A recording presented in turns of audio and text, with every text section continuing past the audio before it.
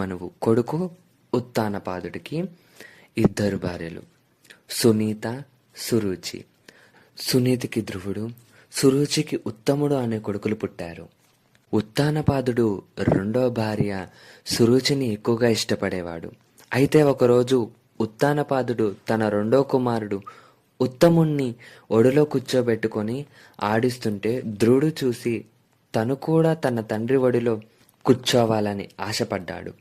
ఆ కోరికతోనే తండ్రి వద్దకు వెళుతుండగా తన పినతల్లి వచ్చి ధ్రువుణ్ణి పక్కకు లాగేసింది. ధ్రువుడితో సురుచి ఇలా మాట్లాడుతూ, నువ్వు మహారాజుకి కొడుకువే అయి ఉండొచ్చు, కానీ నా కొడుకువి కాదు. నీ తండ్రి ఒడిలో కూర్చొని ఆడుకునే అదృష్టం నీకు లేదు. ఆ అదృష్టం రావాలంటే ఒకటి నీవు తపస్సు చేయాలి, లేకపోతే వచ్చే జన్మలోనైనా నా కొడుకుగా పుట్టాలని ఆ భగవంతుణ్ణి ప్రార్థించు.